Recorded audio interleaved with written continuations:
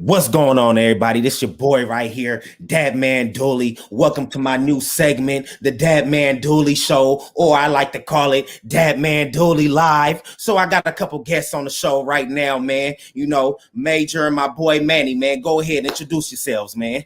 All right, Major, you got it. Oh, what's up, y'all? My name is Major. I'm from Oakland, California. I'm here with my man Dooley. We finna get into these sports talks because, man, we be going at it every day. So now y'all just get to see it live. What's good, everybody? Man, my name is Manny. I host a couple podcasts. I got the Back Row Redskins show, and then I got Talking Sports with Manny. So definitely check it out if you like sports fantasy in general, or if you like the Washington football team. Let's get it.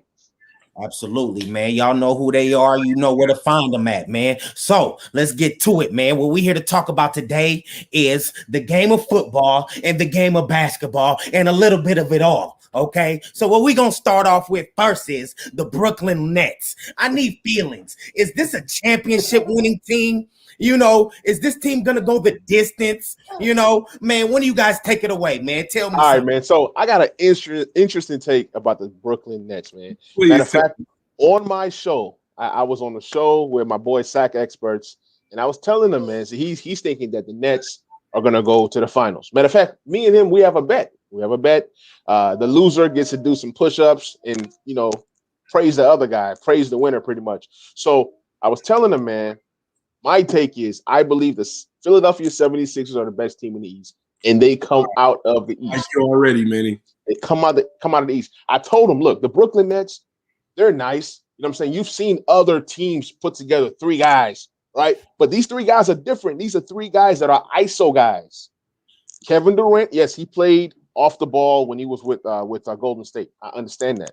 What I'm saying is, in order for the Nets to go far, in order for the Nets to go to the next level, they got to trade Kyrie.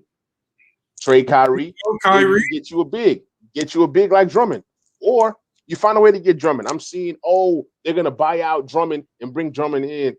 Who is gonna want to lose $30 million, even if it's prorated? I just don't see a buyout. I do not see a buyout in Drummond's future. All I'm saying is, in order for the Brooklyn Nets to even advance, they need a big man. I'm going to go a different direction. I feel like they need a different point guard. Like, I feel like Kyrie is too much of an isolation player. Like, and I'm okay with Kevin Durant being an isolation player. I'm okay with Harden being that, because Harden at times can be a great passer. He can, get your offense started without having to be the scorer. And it looks like he's okay with that so far from what I've seen with him and KD. But what I will say is Kyrie is an emotional offensive superstar. If he can't have the ball at all times of the game, he's going to have an attitude. He's going to feel belittled for whatever reason. Right. And it's going to be an issue in the locker room. And that was starting to happen before Harden came to the team. So I think if they went and just got a solid point guard, they would be a championship team. They don't really need too much of a big man. I feel like even though he does nothing but dunk and stand in the lane on defense, I feel like who am I thinking about? What is his name? DeAndre Jordan. DeAndre Jordan is a cool big man. He just plays his part, because you need a big man that knows get the out of the way when these are coming to the hole. And I think he understands that, because he's played on teams where he's had to do that before, just your role specifically. So okay, well, I want to add DeAndre Jordan. I have no problems with DeAndre Jordan. He's just not what he used to be. If you look at him, he's getting done in by, give me a name. Let's look at the dude from Wizards, Brook Lopez or Robin Lopez. He can't guard neither one of them guys. Like, when you're looking at DeAndre Jordan, he gets out of the way. He fits in from a chemistry aspect. But in terms of like the center that you need, the strength. I mean, you saw it. You saw the game versus the Cavs. Got destroyed. He couldn't guard Jared Allen. He couldn't guard they traded away the wrong center. You keep Jared Allen, you know what I'm saying? He helps on defense. He's not as good one-on-one, but in terms of help side, those things that you need, I'm just not seeing it out of DeAndre. Yeah, no, definitely. I mean, you know how it is with these 7-footers. DeAndre, he's a man on his old legs now. You know what I mean? What 7-footers are only good for about what, a decade? You know, after that, them knees go bad, it's ugly. Right. And I feel like they don't need him for the season. That's the thing. He's not. That's true. He's not somebody I would care for in the season. He's a big body I need in the playoffs. When I'm going against the 76ers or, you know what I'm saying, I'm going against one of these teams, I just need a big body. I will let superstars handle scoring against them in games and stuff like that. But I don't really need him for the season. With KD and Durant alone, the season should be secured. You should have some top 4 spot in the East. You don't even got to be number 1. You should just have one of those top 4 seeds just with them to add Kyrie. If he meshes well with them after a while, then you should be able to do that. My thing for the Nets, that's going to be a problem forever. None of these guys, to me, play any defense. People thought KD played defense because he went to a team that was great at defense, which was the Warriors. I'm not even right. One of the best defensive teams in the league. Now you come in, you bring KD into that system. He's long as hell. All he has to do is hold his arms out. You have help on both sides, and they know how to rotate so fast that it looks like you're an amazing defender. That was KD's problem before with OKC. He was like Carmelo Anthony. He can score out of this world. He doesn't play any defense. Kyrie doesn't play any defense. People Harden is worse. Cavs had some defenders that he doesn't play defense. The same thing with the Celtics. The Celtics have always been a good defensive team. You put Kyrie in there, it almost looks like he's a good defender. No, same thing with Harden. The Rockets are never good at defense. Now, let me give some credit to Harden and KD. KD, I would say he's a decent help side defender. If a man gets beat, he'll come out there, swat that ball out of here, right? Harden, because he's just so big, he eats all this fried chicken and all the stuff he be eating. He's just solid. He's just, he's top heavy. So he can put a body on somebody. Like if somebody's trying to back him down, he'll put a body on somebody. I'm not saying he's going to stop the person, but he is a big body in terms of a guard. Like let's say, for example, LeBron James is inside the paint. He can move a lot of people. But Harden, he'll step in there, you know what I'm saying, use that big body to try to, work. So okay, answer this there real quick. If you had to get a stop, to win a game, right? Would any of those 3 players be in your top 5 people that you would choose? Absolutely not. No. Be in your top 10. Exactly. No. Top 20. Top 20. That's why I'm saying they need a defensive center that can come in there and get some blocks. That's not DeAndre Jordan. Yes, he's a big body. He's going to put a body on somebody. But if you had somebody who's back there cleaning up the mess, right? Kind of like the Lakers had last year. They had JaVale McGee and Dwight Howard out there as the last line of defense. Brooklyn don't have nothing like that, right? And then on top of that, Joe Harris should not be starting. Joe Harris might be a piece that they might want to move, because I feel like if you have these 3 guys on Brooklyn, right, somebody's going to be open. If you're an NBA player, you should be able to knock down at least 35% of your threes. So you don't need Joe Harris for that $72 million that he's earning. You need a wing. You need a defensive wing, somebody who's a much younger Trevor Ariza type player. Like you said, when the game's on the line, you need a lockdown defender. And I think if they can get a lockdown defender and a paint protector, team can be very, very dangerous. So do y'all think, where do they rank in the Eastern Conference? That's really what I want to know right now. Are these boys getting all the way to the NBA Finals with the team as is, without the trade deadline? Because we don't know what's going to happen during the trade deadline, So let's just say, with you, I don't think anybody on that team is clutch enough either. Maybe Kyrie in certain moments. I respect it. I respect it, man. I can't even argue with that. I respect it. Hold on, let me ask you this. Are they clutch enough to get out the East, though? Give me 1 second. What's up, John? What's going on, my man? What's going on, man? Yeah, man. Welcome into the conversation, man. All we're discussing right now is the Brooklyn Nets. Are they a contender? But before we start that, my man, go ahead and introduce yourself to the people. I'm Jonathan Soffo, a.k.a. Big Baby Jonathan. I got my own show called Big Baby Sports. We talk Lakers pregame and postgame show every night. Any trades happen, we talk about it. Just breaking news in general, man. It was a tough loss last night. Man, real tough loss. So now let me ask you this. How you feel about the Brooklyn Nets, my man? You think they getting out the Eastern Conference or what? Yeah, to keep 100, I feel like they are because they got the three-headed monsters: KD, Kyrie, and James Harden. Man, I feel like they're gonna come out the East, and it's gonna be Lakers versus Brooklyn. Lakers versus Brooklyn. Okay. Mm-hmm. So who you got them beating in the Eastern Conference Finals? Milwaukee, Philly, what? Who you got? I got Brooklyn and Philly, and then Brooklyn and 7. Oh, Brooklyn in 7. Okay. Yeah. Okay. Yeah. I'm gonna be honest. I honestly plan on seeing maybe the Heat and Philly in the finals, only because it's an experience game, and I look at Milwaukee and they still haven't got far enough to experience that defeat, just experience getting there. They don't know how it feels to get there, so they don't know what type of energy it takes to get there. You know what I'm saying? And I don't see them having enough star power to do so. The Celtics, I don't know. It's something about that team that's just a little off. They may need to just trade one player for another player. It's something off about them. And then you get to the Nets. And I was just telling them, I don't see the Nets being one. Defense is going to kill them. And I don't see them being clutch. I haven't seen any of those players really be clutch except that one shot from Kyrie against the Warriors. And one time is cool, but it has to be on a consistent basis. And he's had plenty of opportunities. They all had. KD and them were up 3-1. James Harden and them were up on the Warriors. That's it. They've had time and chances to all be clutch. And none of them have shown that. So it's like, when it comes down to it, if they play a team like Milwaukee, the Heat, Celtics, Philly, and it's them clutch shots that you got to make, then what's going to happen? Then they're going to be, who's going to take the shot? Who's going to be here in this for these plays? So that's what I'm worried about for them. But well, guys, I got a question for all of you guys. So we look at James Harden's career. He's been the guy for most of his career, especially when he got to Houston.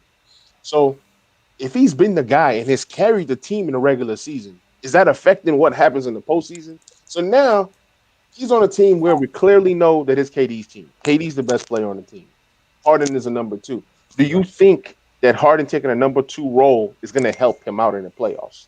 Yes. Yeah, absolutely. Because, for Harden, for instance, unlike KD and Kyrie, Harden is the best passer of the bunch. He averages the most assists, and he's arguably the best scorer. I mean, if Harden and KD were the same height, you guys tell me who'd be the better scorer.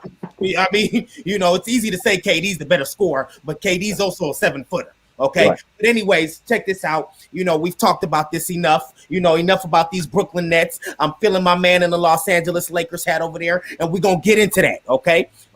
But next, what we about to discuss right now is Deshaun Watson. Okay. What team should Deshaun Watson be traded to, my man? Should Deshaun Watson be traded to the New Orleans Saints, maybe?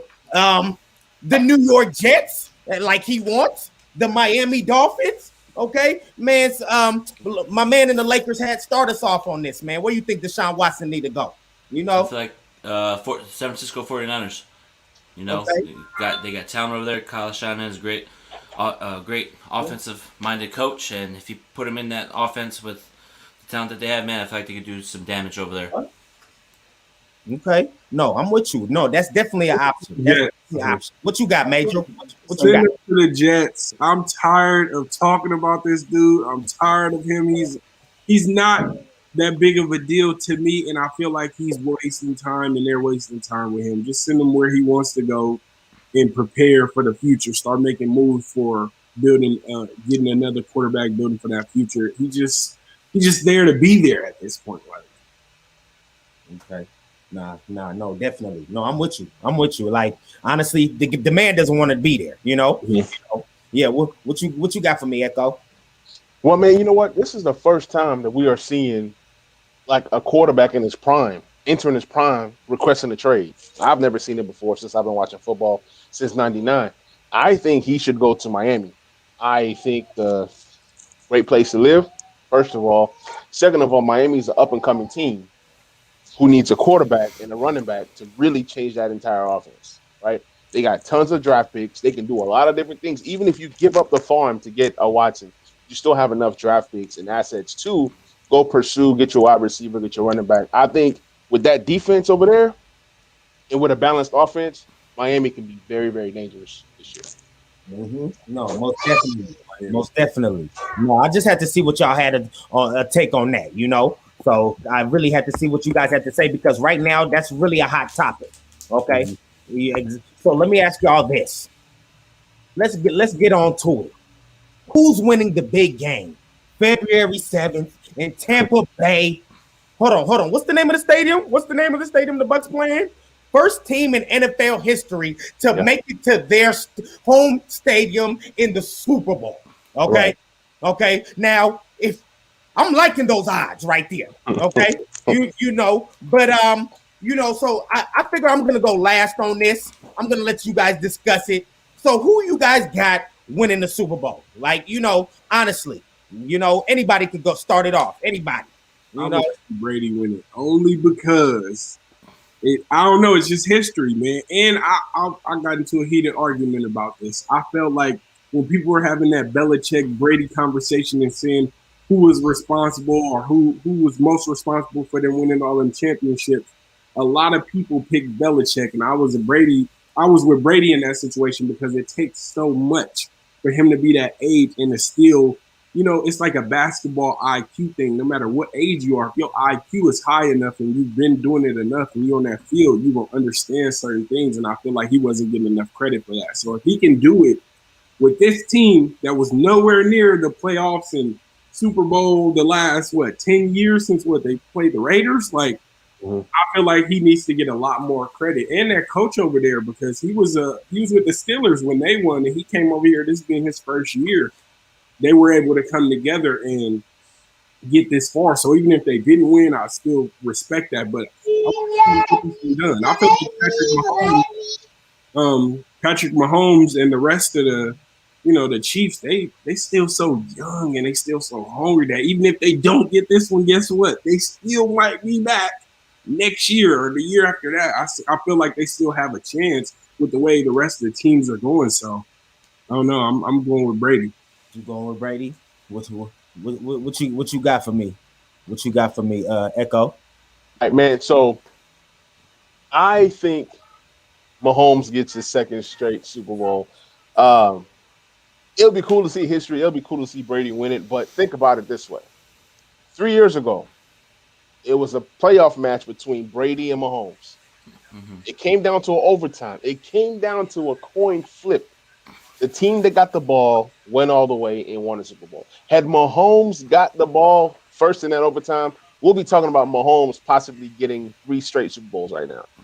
I think the guy is elite. I've never seen a quarterback like this. I mean, I've seen some pretty good ones since I started watching football. I've seen Peyton Manning's, I've seen the Drew Brees and Co. But the offensive genius of Andy Reid with Patrick Mahomes, and you get a Tyreek Hill and Kelsey and everybody else that they have in that offense. I just don't see any team stopping them. There's not been a team to stop the Kansas City Chiefs this year. So I think the Chiefs win their second straight Super Bowl, but it's going to be close. It can go either way. It can go either way. If I was a betting man, I'm putting my money on the Chiefs. I'm putting my money on Patrick Mahomes. It's not even the quarterback conversation because Patrick he's phenomenal and Brady is a genius on the field, but it's like it's outside of them at this point, and that's absolutely like the Bucks. I don't know. I feel like I will say this. I feel like the Chiefs, because they tasted it and they deserve to be there. They're younger too. It's one of those mindsets. It's the same thing happens in basketball when people feel like they've gotten there and they got it in the bag. Sometimes that's when they start making mistakes. And I feel like the Bucks haven't tasted it, so their hunger for it is so strong that it can match. They're older and they don't got as much of that experience. They'll be able to match them. It's going to be a close game, man. Like when the playoffs started, I looked at the Tampa Bay Buccaneers as a team that they can either lose in the first round or they can go all the way and win it all. That's just kind of how they are.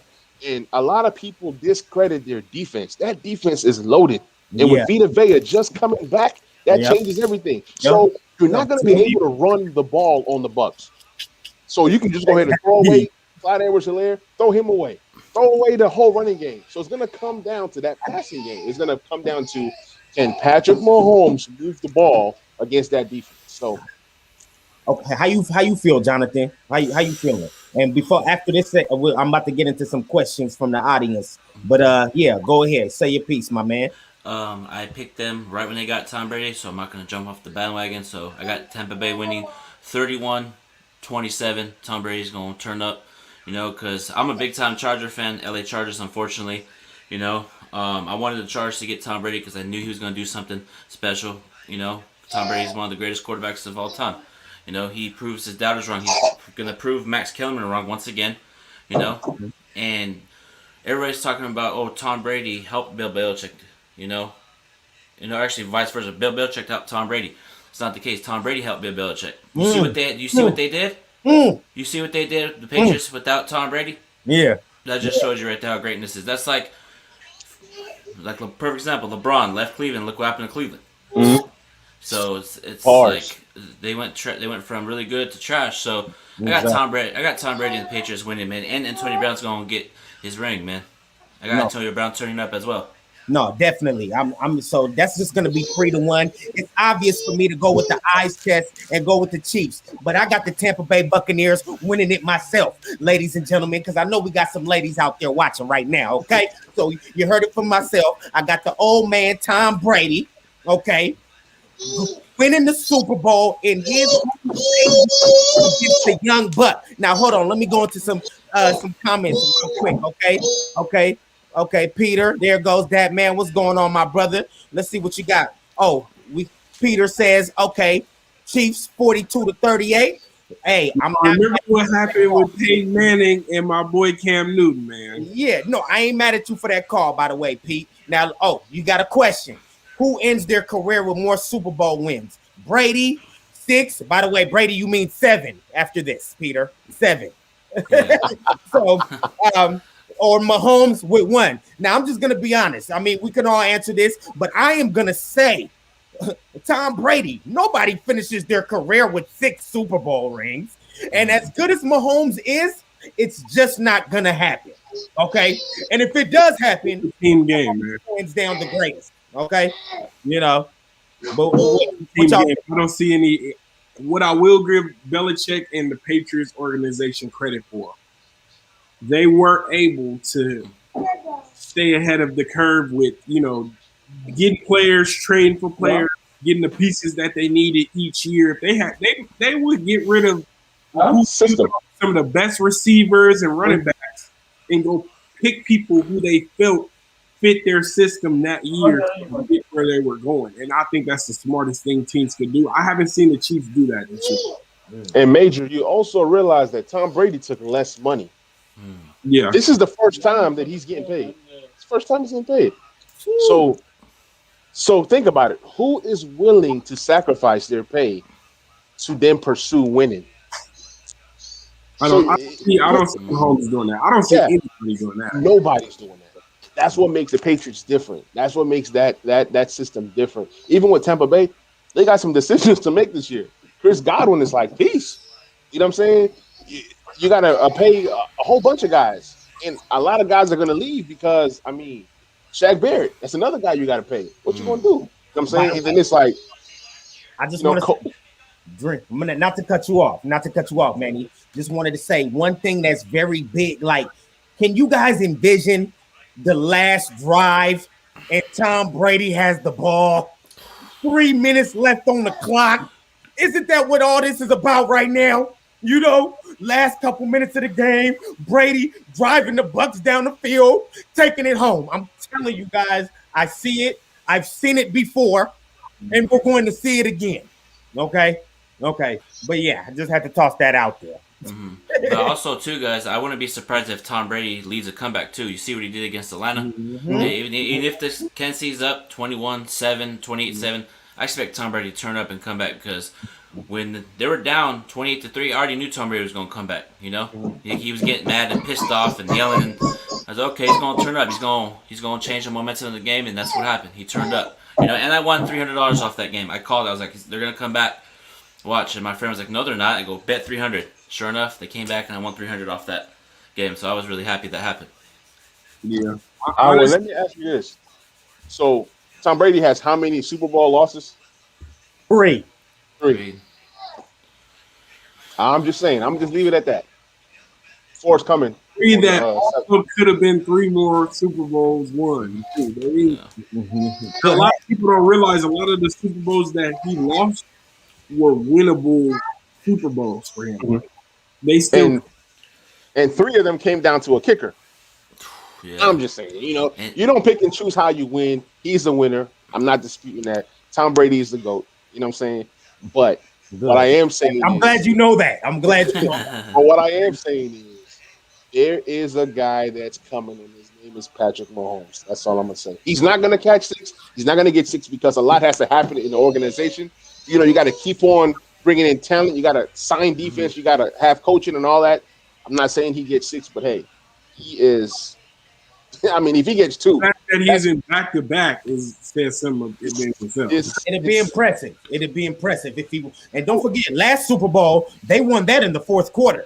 The Chiefs were supposed to lose against the Niners. Mahomes and the offense turned up last minute and took care of business. That's the kind of offense they got, though. It's that dangerous, But anyways, I'm done with this. Off to the next. Now what we're gonna talk about is the Los Angeles Lakers. Okay. Are the Los Angeles Lakers in 4 going to win this year's NBA championship? Lakers in 16.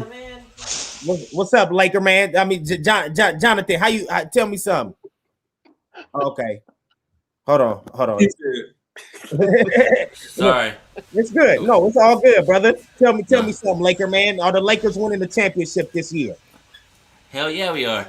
Okay. I ain't scared of nobody. I ain't scared of Brooklyn. I ain't scared of San Diego Clippers. You see what the Clippers do every year. Get excited, get hyped up, and choke in the playoffs. So until then, I'm not worried about the Clippers boss. I'm not worried about Philly or anybody. LeBron's turning up at a high level. AD's kind of struggling. I feel like he's coming off that championship, that championship hangover, because I can see he's not that aggressive this season. His jumper is not falling, man. We need him to do better, and I'm done with Marc Gasol. Marc Gasol is not a good fit for this team. We need him out of here. I want to get Dwight Howard back, man, because Dwight's defense, was good. Marc Gasol is not very good, and yeah, I got the Lakers winning, easy. Once it comes playoff time. I will say for the Marc Gasol thing, I don't think they got him for the season.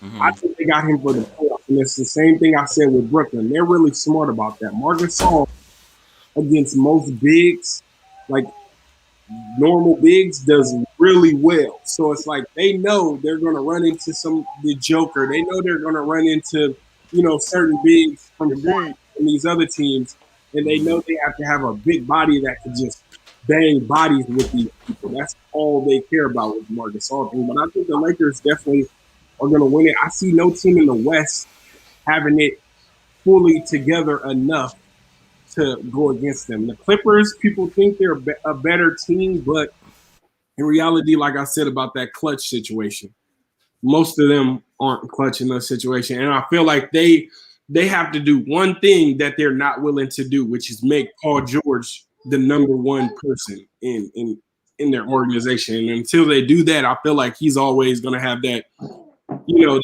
complex to where he plays good sometimes, but then sometimes he shadows away from it because he's not the number one there. He's not the one getting the ball at the end of the games when Kawhi's there or when Lou Will is there, and he wants to be that person. So it's always going to be an issue with that.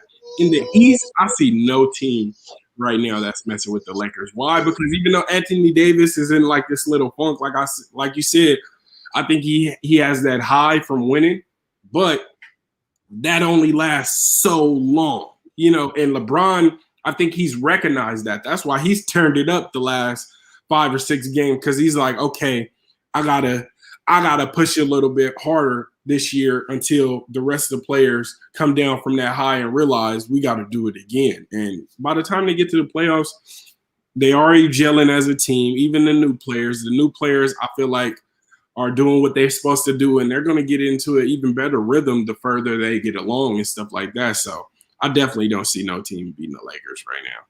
Not yet, at least.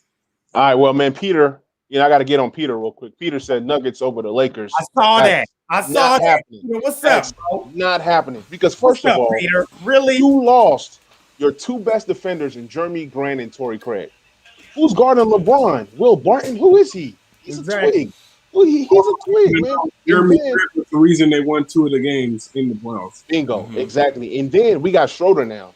So Schroeder is a very underrated defender. So we got somebody for Jamal Murray. Not only does Jamal Murray have to guard Schroeder, Schroeder's going to do his thing. Okay.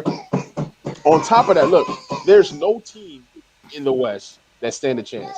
It's like teams have bits and pieces of things that will give us problems.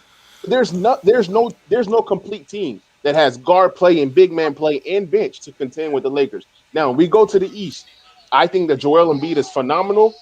He's going to give us some kind of fits, but at the same time, are you really going to depend on Danny Green to knock down 4 threes like he did yesterday? Are you really going to depend on Seth Curry to come out there and knock down 4 to 6 threes a game? It's not happening. Lakers are going to win. Lakers in 6. I'm gonna just be nice and say Lakers in 6. No, most definitely. I got the Lakers versus anybody. However, let me play devil's advocate right quick because nobody in here is a bigger LeBron James fan than myself. Okay, so let me play devil's advocate. Okay, I don't like how AD's been looking lately. You know, he has not been playing well. Okay, he's looked hurt a little bit. I don't know what's going on. He just hasn't been playing to the caliber which he was once playing. You know what I mean? So, on offense. Say that again? On offense. He looks good on defense. Okay, right. Now, the thing about that is on offense is where he's really needed. I mean, he's needed everywhere, but LeBron got him as the other superstar to put points on the board. You know, luckily, he's also a defensive mastermind. You know what I mean? So lucky for them, you know, but without the points, luckily, though, even though he's not putting up the points we all want him to put up, you got Schroeder. You got Schroeder. It's all good. It's all good, bro. You got Schroeder. You got Montrez. You know what I mean? So you got a few players that can put up the buckets for AD and or LeBron. LeBron is also averaging a low right now, 25 points a game, I believe, which is it's not on the high side of what we're used to seeing LeBron averaging during the season, but it's actually not that bad. But so what you guys aren't scared of AD not being, you know? No. Well, for me, here's the thing. We get to rest LeBron. We get to rest AD. A lot of the teams don't get to rest their superstars. They're taking games off, or you'll give Embiid 2 days of rest. You'll give Kawhi and whatever health protocols, whatever. You give all these people rest, right? But we're actually winning with AD not playing so well offensively, right? The team is like, we have built a team that's going to help us get through this regular season. That's why Schroeder's here. That's why Montrez is here. They're picking up the slack. When it comes playoff time and we shorten that rotation, people are really going to see a well-rested AD. People are going to see a well-rested LeBron, and LeBron doesn't miss games. I mean, the team is so stacked. The team is so good that even THT don't even play. They have to alternate him and Keith. I mean, the team is deep. I mean, we are 2-3 deep at every position, maybe except center, but the team is loaded. Deepest team, you would say. Would you say this is LeBron's deepest team in his career? Ever. It's not even close. Arguably, yes. I'd have to agree with that. Yep, I'd have to agree with that. What you got for me, my man, John? Yeah, 100%. Agree with you guys, man. You know, this team is deep. You know, and I wouldn't be surprised if THT gets traded too to bring in like a center. Maybe we need to go trade for a center at the end of the day. You know, but I ain't worried about LeBron, AD struggling because we're out of the league. Not out of the league. The season stopped. We won the championship in the bubble, and we only had 3 months off. 3 months off. So maybe that's part of AD struggling. And I feel like he's going to turn it up. But the AD's not playing tonight versus Detroit due to a quad injury. Not surprising. And they should just go ahead and rest LeBron tonight. You know, I could see him starting to get fatigued at times during games throughout each game. So I feel like it's time to LeBron. You go sit down. We got a deep bench. We got a deep rotation. Go ahead and sit up along with AD tonight against Detroit. We'll beat Detroit easy. You know, so go ahead. That's what I would do if I was coach. No, I'm with you 100% because when you think about it, LeBron has played a long time and he has a lot of minutes on his body. Okay, so why not give him the rest? That's why you got a deep team. And that's how they built the team. They built the team to take the stress off the stars. You know what I mean? So It's like, honestly, I'm completely with you. They don't need to stress him. Honestly, LeBron doesn't even need to play. All the Lakers could get in the playoffs as the eighth seed, okay, and win the finals. You know, so it's like, but then again, when it comes to the league, what they're doing these days is what they're finding teams for sitting people now. So teams can't even sit people how they used to anymore. You almost have to play, or is the fine worth it? Hey, I paid $50,000 to sit my star. Right. you know. Hey, let me add this before I go. Last year, even the last couple of years, the Lakers' weakness has been bench scoring, right? Sustaining, I guess, the offense when LeBron sits down, and also 3-point shooting. I think those are three things that we addressed this season. I mean, think about it. The whole starting lineup, everybody can knock down a three, right? Not only that, Marc Gasol makes that offense tick. I mean, he makes these nice passes, man, that's unbelievable for a center. So his IQ is just so high. So I think that we improved in areas that we struggled in last year, which is, having that bench scoring, having that 3-point shooting, and as well as sustaining, the lead when LeBron goes to the bench. Bringing in Schroeder, he shoots the three pretty well. Kuz has taken on a different role to where he's defending better, and then he is knocking down that three. So it's not like, he's not averaging 14, 15 points. They don't need him to do that. They just need him to come in there, lock down. He's one of the top leaders on the team in blocks this year. So, I mean, what he's doing is phenomenal. And then you add guys like THT who comes and does his thing. Keith comes in there, shoots. I really think that this is the deepest team that I've ever been a part of as a fan.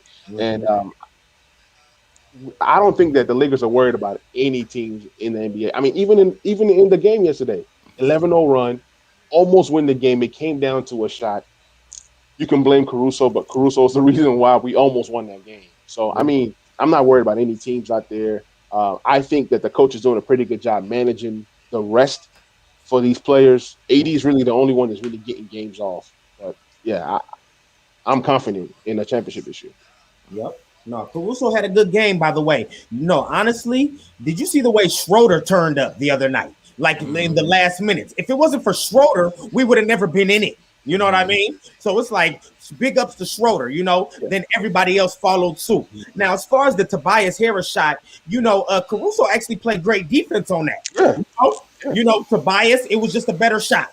And it happens like that sometimes, But yeah, man, honestly, I just had to see how you guys felt about that, man. I really appreciate you guys for coming on. We got to do this sometime, man. Yeah, of yeah, course. most definitely. And I gotta get you guys on my channel too, called Big Baby Sports. Okay, most definitely. We gotta, you guys follow me on Twitter, Big Baby Jonathan. Hey, and I was the one that got roasted. Your show, y'all come on my show. Let's just, I was the one that got roasted by Charles Barkley on live TV. Oh wow. Yeah. Nah, that's funny. But anyway, hey, man, nice meeting y'all, man. Oh, yep. Appreciate y'all for being here, man. All right, I'm gonna holler at y'all. This Dat Man Dooley. All right, man. Peace.